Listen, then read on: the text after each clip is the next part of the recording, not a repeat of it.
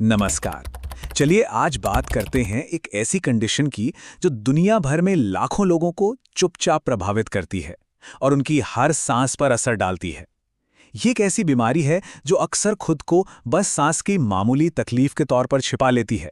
तो आइए इस जरूरी हेल्थ इशू को थोड़ा और करीब से समझते हैं। क्या कभी ऐसा होता है कि थोड़ी सी सीढ़ियां चढ़ने पर ही सांस फूलने लगती है, या फिर एक ऐसी खांसी है जो जाने का नाम ही नहीं ले रही? देखिए, ये सिर्फ बढ़ती उम्र या थोड़ी थकान के संकेत नहीं हो सकते। हो सकता है ये एक गहरी स्वास्थ्य समस्या की तरफ इशारा कर रहे हों, जिसे हम आज समझने वाले हैं। तो इस पूरी चर्चा में हम 5 खास चीज़ों पर बात करेंगे। हम जानेंगे कि सीओपीडी असल में है क्या, इसके पीछे के असली कारण क्या हैं, इसके लक्षणों को कैसे पहचानें, इलाज के कौन-कौन से तरीके हैं और सबसे ज़रूरी, इस कंडीशन के साथ एक बेहतर ज़िंदगी कैसे जी सकते हैं। तो चलिए सीधे मुद्दे पर आते हैं। आखिर ये सीओपीडी है क्या? और सबसे पहली बात जो समझने वाली है वो ये कि ये कोई एक अकेली बीमारी नहीं है। सीओपीडी, इसका पूरा नाम है क्रॉनिक ऑब्स्ट्रक्टिव पल्मोनरी डिजीज। अब नाम थोड़ा मुश्किल लग सकता है, लेकिन इसका मतलब सीधा सा है। ये फेफड़ों की एक लंबे समय तक चलने वाली कंडीशन है जिसमें सांस की नलियों में रुकावट आ जाती है। इसकी वजह से फेफड़ों से हवा को पूरी तरह बाहर निकालने में मुश्किल होती है और बस यही सांस फूलने की वजह बनता है। सीओपीडी को आप एक छाते की तरह समझिए, जिसके नीचे मुख्य रूप से 2 कंडीशंस आती हैं। पहली है क्रॉनिक ब्रोंकाइटिस, जिसमें सांस की नलियों में सूजन आ जाती है और बहुत ज़्यादा बलगम बनने लगता है। और दूसरी है एम्फिजीमा, जिसमें फेफड़ों के अंदर जो हवा की छोटी छोटी थैलियां होती हैं ना, जिन्हें एल्वियोली कहते हैं, उन्हें नुकसान पहुंचता है। अच्छा, तो सवाल ये उठता है कि ये होता क्यों है? आखिर इसकी जड़ क्या है? चलिए इसी को समझते हैं। सबसे बड़ी वजह, और ये आंकड़ा सच में चौंकाने वाला है, करीब 90% मामलों में इसकी जड़ है स्मोकिंग।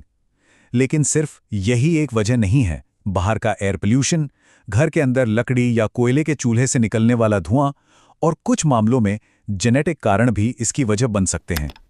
ये समझने के लिए कि गड़बड़ कहाँ होती है, पहले ये देख लेते हैं कि एक सेहतमंद फेफड़ा काम कैसे करता है। नॉर्मली हवा आराम से अंदर आती है और बाहर जाती है और ऑक्सीजन हमारे खून में आसानी से घुल जाती है। लेकिन जब सीओपीडी होता है तो ये पूरा सिस्टम बिगड़ जाता है।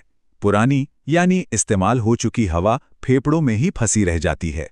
इससे ताज़ी यानी ऑक्सीजन वाली हवा के लिए जगह ही कम बचती है और नतीजा, खून में ऑक्सीजन का लेवल गिरने लगता है और इसी वजह से हर वक्त सांस फूली फूली सी लगती है। तो शरीर के अंदर असल में होता क्या है? ये ना एक तरह की चेन रिएक्शन है। सबसे पहले सांस की नलियों में सूजन आती है और वो सिकुड़ जाती हैं। फिर जो ज्यादा बलगम बनता है वो रास्ते को और भी ब्लॉक कर देता है।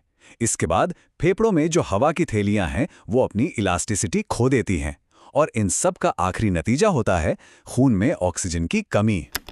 अब जब हम ये जान गए हैं कि ये होता कैसे है, तो अब उन लक्षणों पर ध्यान देते हैं जिन पर नज़र रखनी चाहिए और साथ ही उन परेशानियों पर भी जो आगे चलकर हो सकती हैं। सीओपीडी के लक्षण ना अक्सर बड़े धीरे धीरे और चुपके से आते हैं, जैसे कि एक लगातार खांसी जो ठीक ही ना हो, बहुत ज्यादा बलगम बनना, जरा सा काम करने पर ही सांस फूल जाना, सांस लेते वक्त सीटी जैसी आवाज आना और हर वक्त की थकान और कमजोरी। इन सब पर ध्यान देना बहुत जरूरी है। और अगर इसे नज़रअंदाज किया जाए या इसका सही इलाज ना हो, तो सीओपीडी की वजह से कुछ गंभीर परेशानियां भी हो सकती हैं, जैसे कि फेफड़ों में बार बार इन्फेक्शन होना, दिल पर असर पड़ना और ऑक्सीजन का लेवल इतना कम हो जाना कि स्किन और होंठ नीले पड़ने लगें। तो अब बात करते हैं इलाज की। इससे लड़ा कैसे जाए? अच्छी बात यह है कि इसके लिए कई रास्ते हैं और अलग-अलग मेडिकल सिस्टम्स के अपने अपने तरीके हैं। चलिए मॉडर्न मेडिसिन और होम्योपैथी दोनों के नज़रिए को समझते हैं। मॉडर्न मेडिसिन यानी एलोपैथी में मेन फोकस लक्षणों को कंट्रोल करने पे होता है। इसमें अक्सर इन्हेलर दिए जाते हैं जो सांस की नलियों को खोलते हैं, सूजन कम करने के लिए स्टेरॉइड्स दिए जाते हैं और इन्फेक्शन होने पे एंटीबायोटिक्स। और हाँ, सबसे ज़रूरी और पहला कदम जो उठाना ही पड़ता है वो है स्मोकिंग को पूरी तरह से छोड़ना। वहीं दूसरी तरफ होम्योपैथी का नजरिया थोड़ा अलग है। इसका मकसद होता है शरीर की खुद को ठीक करने की ताकत को बढ़ाना। जैसा कि आप देख सकते हैं, यहाँ मरीज के खास लक्षणों के आधार पर अलग-अलग दवाइयाँ दी जाती हैं। लेकिन हाँ, एक बात का ध्यान रखना बहुत ज़रूरी है कि ये दवाइयाँ हमेशा किसी क्वालिफाइड होम्योपैथिक डॉक्टर की सलाह पर ही लेनी चाहिए। दवाओं के अलावा रोजमर्रा की जिंदगी में कुछ बदलाव लाना भी उतना ही जरूरी है, बल्कि शायद उससे भी ज्यादा। चलिए देखते हैं कि इस कंडीशन को बेहतर तरीके से मैनेज करने के लिए हम अपनी डेली रूटीन में क्या-क्या कर सकते हैं। तो यहाँ कुछ ऐसी आदतें हैं जो फेफड़ों की सेहत के लिए बहुत ज़रूरी हैं। सबसे पहली और सबसे ज़रूरी बात, स्मोकिंग छोड़ना।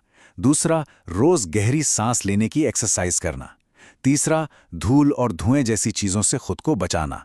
चौथा, खूब पानी पीना और अच्छा पौष्टिक खाना खाना। और पांचवा, अपनी क्षमता के अनुसार हल्का फुल्का व्यायाम करते रहना। आखिर में ये याद रखना जरूरी है कि भले ही सीओपीडी एक लंबे चलने वाली बीमारी है, लेकिन इसका मतलब ये नहीं कि एक एक्टिव और खुशहाल जिंदगी नहीं जी जा सकती। सही डायग्नोसिस, सही इलाज और लाइफस्टाइल में सही बदलाव के साथ इसे अच्छी तरह मैनेज किया जा सकता है। और ये हमें एक जरूरी सवाल पर लाकर छोड़ता है, क्या हम अपने फेफड़ों की कीमत तब तक नहीं समझते जब तक हर सांस लेना एक जंग न बन जाए।